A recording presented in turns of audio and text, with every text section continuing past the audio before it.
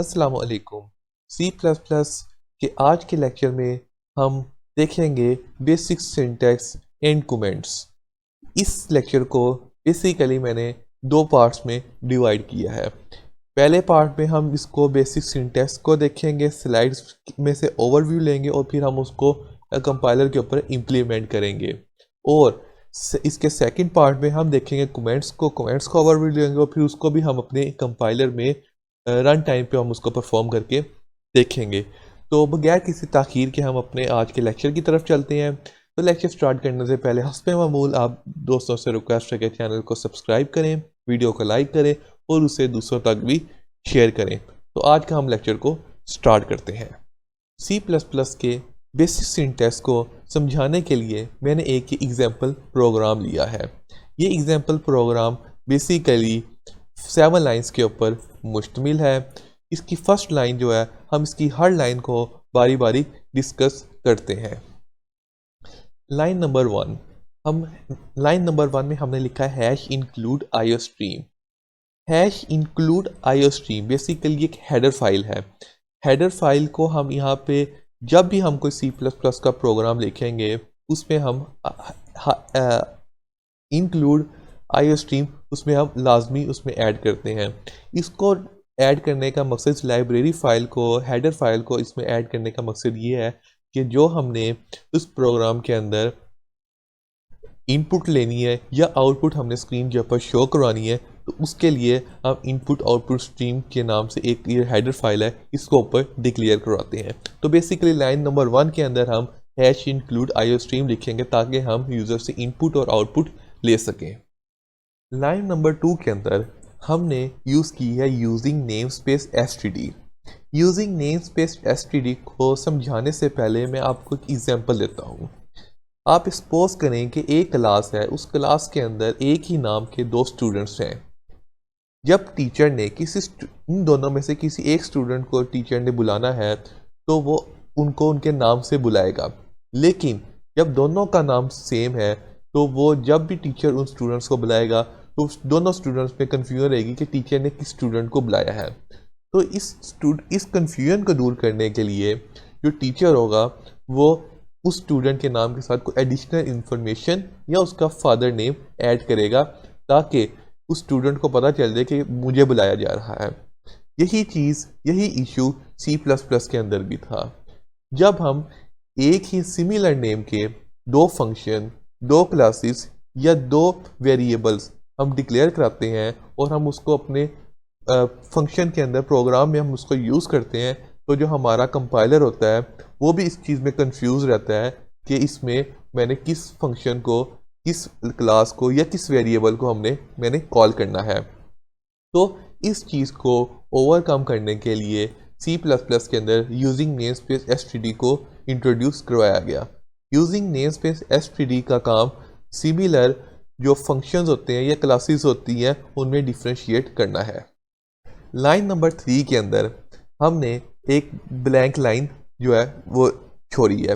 Blank line basically छोड़ने का मकसद तो कुछ भी नहीं है, आप इसको नहीं भी छोड़ेंगे तो कोई इससे फ़र्क नहीं पड़ता, लेकिन मैंने इसलिए छोड़ी है ताकि आपको वाइट स्पेसिस के बारे में बता सकूँ। जब भी हम किसी लाइन को छोड़ते हैं या किसी लाइन को एम्प्टी छोड़ते हैं तो वो बेसिकली वाइट स्पेसिस होती हैं, और जो हमारा कंपाइलर होता है जब उसको कंपाइल करता है तो वो वाइट स्पेसिस को इग्नोर कर देता है। उसके बाद लाइन नंबर 4 के अंदर हमने इंट मेन लिखा। इंट मेन, जो इंट मेन होता है उसका ये मेन फंक्शन होता है। सी प्लस प्लस प्रोग्राम का जो मेन फंक्शन होता है जिसमें हम अपना सारी कोडिंग करते हैं वो बेसिकली इंट मेन से स्टार्ट होता है। इंट मेन एक फंक्शन होता है जो कि स्टार्ट होता है एक कर्ली ब्रैकेट से और जो एंड होता है कर्ली ब्रैकेट से, यानी कि जो भी हमने इसमें कोड लिखना है वो हमें इन 2 कर्ली ब्रैकेट्स के दरमियान में लिखना पड़ता है। तो जितना भी हम अपना कोड करते हैं वो हम हमेशा इंट मेन फंक्शन के अंदर ही हम अपने कोड को कर। उसके बाद हमने जो यूज़ किया था वो यूज़ हमने की थी सी आउट। सी आउट बेसिकली एक ऑब्जेक्ट है। इसको हम लिखते हैं इंसर्शन ऑपरेटर्स के साथ। इंसर्शन ऑपरेटर जो बेसिकली ये होते हैं, जो कि मैं आपको अभी इसको मेंशन करके दिखाता हूँ। ये इंसर्शन ऑपरेटर होते हैं और इसको हम इंसर्शन ऑपरेटर्स के साथ लिखते हैं। उसके बाद हम सी आउट का मकसद ये होता है कि जो भी हम टेक्स्ट हमने स्क्रीन के ऊपर प्रिंट करवाना है उसको हम सी आउट के साथ जब हम कमांड लिखते हैं तो कंपाइलर को खुद ब खुद ही समझ आ जाती है कि ये इस वक्त ये जो डेवलपर है, जो ये यूज़र है, वो इस वक्त कोई जो है वर्ड या कोई टेक्स्ट जो है वो इस वक्त प्रिंट कराना चाहता है, तो उसको लिए हम सी आउट यूज़ करते हैं। और हमने जो भी टेक्स्ट इसमें प्रिंट करवाना होता है वो हम कोटेशन मार्क के अंदर हम उसको लिखते हैं, जैसे कि हमने यहाँ पे हेलो वर्ड प्रिंट करवाया है। तो ये काम होता है सी आउट का। उसके बाद हमने कुछ चीज़ों को इसमें देखना होता है कि जो भी हमारी जो सी प्लस प्लस की जो स्टेटमेंट होगी उसको हमेशा हम किसी भी स्टेटमेंट को हम सेमी कॉलम से जो है उसको हम एंड करते हैं, end with a semicolon.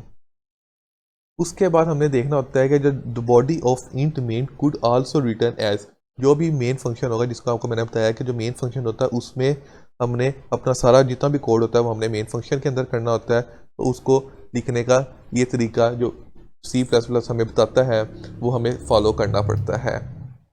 उसके बाद जो लाइन नंबर 6 है, लाइन नंबर 6 में हमने यूज़ की थी रिटर्न ज़ीरो। रिटर्न ज़ीरो का मतलब बेसिकली होता है कि एंड द मेन फंक्शन, है कि जो हमारा जो मेन फंक्शन है वो इस वक्त ख़त्म हो चुका, हमने अभी और इसके बाद कुछ नहीं लिखना।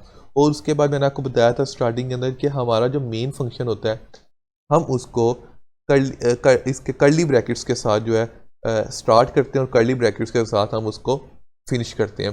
तो इसी तरह हमने इसको कर्ली ब्रैकेट्स के साथ मैंने इसको स्टार्ट किया था और एंड के अंदर भी हमने कर्ली ब्रैकेट्स लगाई थी। तो ये जो है ये लाइन नंबर हमारी 7 थी। तो इसमें हमने अब हम इसका देखते हैं कि इसका आउटपुट क्या आता है। ये जब कोड जो मैंने अभी एग्जांपल के तौर के ऊपर लिया था, इसका जब आप इसको रन करेंगे अपने कंपाइलर के ऊपर तो इसके जो आउटपुट आएगी वो कुछ इस तरह की आएगी। इस प्रोग्राम के अंदर हमने सिंपल एक सी आउट मेन फंक्शन के अंदर यूज़ की, और सी आउट का मैंने आपको बताया कि हम किसी भी स्टेटमेंट को या किसी भी लाइन को जब हमने कोई प्रिंट करवाना होता है, किसी टेक्स्ट को हमने प्रिंट करवाना होता है, तो उसके लिए हम सी आउट यूज़ करते हैं। तो इसमें मैंने सी आउट यूज़ किया था और फिर हमने कोटेशन मार्क के अंदर हेलो वर्ड लिखा था, तो स्क्रीन के ऊपर उसने as it is hello world print करवा दिया है। अब हम इसको प्रैक्टिकली भी परफॉर्म करके देखते हैं कि क्या वाकई यही आउटपुट आती है या नहीं। ये आप देख सकते हैं कि स्क्रीन के ऊपर मैंने ये कोड लिख लिया है और इस कोड को मैंने लिख लिया इस कोड को, और अब जब हम इस कोड को रन करेंगे, आप भी जब इसको लिख के देखेंगे इस कोड को, जब हम इसको अभी रन करके देखते हैं तो देखते हैं क्या क्या हमारी आउटपुट वो आती है या नहीं आती। तो अगर किसी किस्म का आपको कोई कन्फ्यूजन है या किसी किस्म की आपको कोई चीज़ नहीं समझ आई तो आप मुझसे कमेंट सेक्शन में पूछ सकते हैं, तो मैं आपको उसी टाइम इसका रिप्लाई जो है देने की कोशिश करूँगा और इंशाल्लाह उसका आपको रिप्लाई दूंगा। अब बगैर किसी झिझक या किसी बिल्कुल फ्रेंडली तौर के ऊपर आप मुझसे क्वेश्चन कर सकते हैं इसके अंदर। तो अब हम इसको रन करके देखते हैं। जब हम इसको रन करेंगे तो हम इसका देखते हैं, देखें इसकी जो आउटपुट है वो हमारे पास स्क्रीन पर शो हो रही है हेलो वर्ड। यही मैंने आपको अभी आउटपुट इससे दिखाई थी, यही हमारा कोड था। इसमें हमने सिंपल वही किया है कि सी आउट हमने यूज़ किया है, उसको हमने सिंपल जो है इस पर यहाँ पे हमने इसको प्रिंट करा दिया। सी आउट की स्टेटमेंट ली है, उसके बाद मैंने कोटेशन मार्क लिया है, उसके बाद मैंने हेलो वर्ड लिखा है, तो वो hello world as it is screen के ऊपर प्रिंट हो चुका है। तो आप ये देख सकते हैं, आप इसको खुद भी परफॉर्म करके देखिएगा और फिर बताइएगा कि क्या आपका भी यही आउटपुट आता है या नहीं आता। इस लेक्चर के फर्स्ट पार्ट के बाद अब हम इसके सेकंड पार्ट की तरफ चलते हैं, जिसमें हम डिस्कस करेंगे कमेंट्स। कमेंट्स क्या होते हैं? तो basically comments can be used to explain C plus plus code and make it more readable. Comment basically हम यूज़ करते हैं सी प्लस प्लस की जो हम स्टेटमेंट लिखते हैं, प्रोग्राम में स्टेटमेंट लिखते हैं, उसको उसको कमेंट हम करते हैं ताकि हमें ये पता हो जब हम कुछ अरसे के बाद या कुछ टाइम के बाद जब हम अपने कोड को दोबारा ओपन करें तो हमें पता होगा कि इस स्टेटमेंट के अंदर हमने क्या लिखा है और इसकी फंक्शनैलिटी क्या और लिखना है क्यों, मतलब जो भी आप कमेंट इसके बारे में लिखना चाहते हैं स्टेटमेंट के बारे में और इसमें कमेंट में लिख सकते हैं। बेसिकली हमारे पास सी प्लस प्लस में दो तरह के कमेंट होते हैं, एक है सिंगल लाइन कमेंट और सेकंड है मल्टी लाइन कमेंट। ये सिंगल लाइन कमेंट बेसिकली जो हम इसको सिंगल लाइन कमेंट होता है कि आपने सिंगल लाइन के अंदर कमेंट लिखना है उसको हम सिंगल लाइन कमेंट बोलते हैं। और जब सिंगल लाइन से ज़्यादा मल्टीपल लाइन पे हमने कमेंट लिखना है तो उसको हम मल्टी लाइन कमेंट बोलते हैं। जो आपका सिंगल लाइन कमेंट है वो स्टार्ट होता है फॉरवर्ड स्लैश से। जब आप फॉरवर्ड स्लैश डालेंगे तो जो आपका जो उसके बाद जो आप लिखेंगे तो कंपाइलर उसको इग्नोर कर देगा, क्योंकि ये कीवर्ड्स होते हैं। जब भी आप इसको लिखेंगे तो कंपाइलर इसको समझेगा कि कमेंट लिखा हुआ उसको एग्जीक्यूट नहीं करेगा। इसी तरह जब आप ये लिखेंगे स्टार्ट में और एंड में, जब आप ये डालेंगे तो ये बेसिकली मल्टी लाइन कमेंट्स के लिए यूज़ होती हैं। जब आप ये लिखेंगे और इसके दरमियान में जो भी आप टेक्स्ट लिखेंगे कंपाइलर उसको भी इग्नोर कर देगा और कंपाइलर समझ जाएगा कि ये कमेंट लिखा है तो वो इसको एग्जीक्यूट नहीं करेगा। तो आप इसको उस कोड के साथ जो अभी हमने परफॉर्म किया था, जो अभी हमने देखा था, आप उसके साथ इसको भी एग्जीक्यूट करके देखिएगा। इसको भी देखिएगा कि आपके कंपाइलर के अंदर कमेंट लिखे जाते हैं या नहीं लिखे जाते। अगर कोई आपको इशू आए या आपको कोई चीज़ ना समझ आई हो तो आप उसे कमेंट सेक्शन में पूछ सकते हैं। तो इसमें हम इस आज के लेक्चर में हमने देखा है कि हम सिंटेक्स के ऊपर बात की हमने, और हमने उसके कमेंट्स के हवाले से हमने देखा है। तो इंशाल्लाह हम इसके अब नेक्स्ट वीडियो में हम मुलाकात होगी जिसमें हम इसको यूज़र से इनपुट लेना देखेंगे, डेटा टाइप्स को देखेंगे और हम वेरिएबल्स को अगले लेक्चर के अंदर इंशाल्लाह डिस्कस करेंगे। आपसे नेक्स्ट वीडियो के अंदर मुलाकात होगी, तब तक के लिए अपना ख्याल रखिएगा।